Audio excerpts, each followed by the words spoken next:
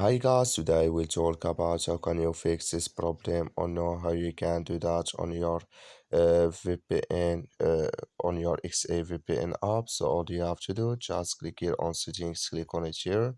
When you just click on settings, it's going to show for you a list like this here. Then you go down, just keep going down, click here on apps, come to apps is here, enter you're looking for XA VPN app or just click on search. Add here XA VPN app, it's going to show for you like this, click on it.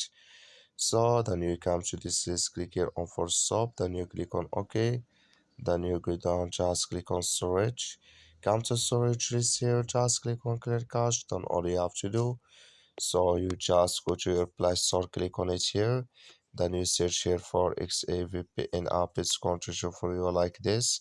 You will find here updates, click on it, and it's going to work with you. That's all you have to do. Thank you for watching. Don't forget to support us by like and subscribe.